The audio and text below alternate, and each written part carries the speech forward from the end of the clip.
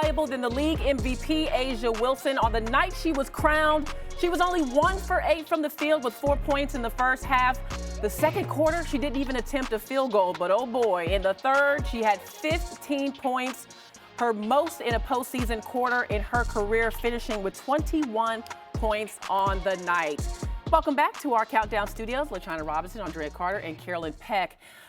I was in Vegas for this game, and I will say Seattle impressed me for 3 quarters. They had the lead headed into the fourth, but as you look at what happened down the stretch of this game, Carolyn, where did the Aces get separation and win this game? Well, the thing that the Aces have, and they kind of flexed, was their experience together. Yes, Seattle's got players that who have playoff experience, but experience together. The core of the Aces have won 2 championships together. They've been in the foxhole together. So when it came to that fourth quarter, they knew how to turn it up.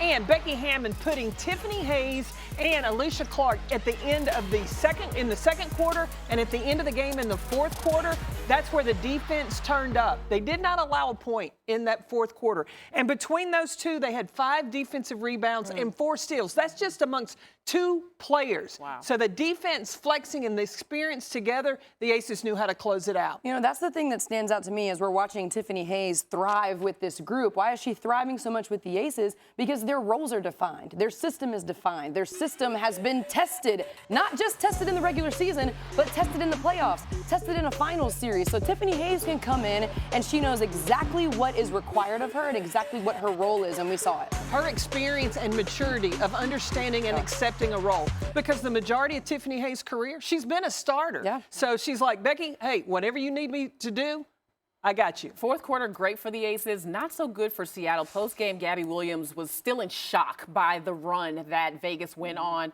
What happened in that fourth? What else did you see there, Drea? Well, yeah, it was shocking. We were all in shock. But one, I thought Seattle looked tired. Seattle looked gassed in that fourth quarter. It looked like the first half and the third quarter completely took the life out of them. But two, when you look at Seattle's offense, the first 2 shots they took in the quarter, there was no paint touch. The second 2 shots that they took in the quarter were off-balance shots with no movement. So you're getting at the first 4 or 5 shots, Nneka Ogwumike doesn't even get an opportunity to post up. So I thought they lost themselves just a little bit offensively, and the Aces were rolling. Well, that's where I talk about lack of experience together. With the addition of Skylar Diggins-Smith, Nneka Ogwumike, and Jewell Loyd, those roles aren't defined when it comes to big-time moments.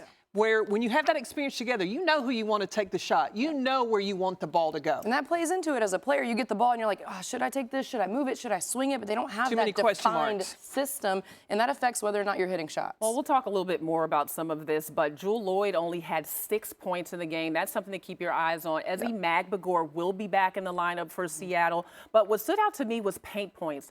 First half, Seattle had 24, Aces 10, second half, Seattle 6, Aces 30. And you're looking at Jewell Loyd after the game. So she struggled from the field. She wanted to get out there, get some shots up, hopefully get her confidence up. They definitely could have used her on the offensive end.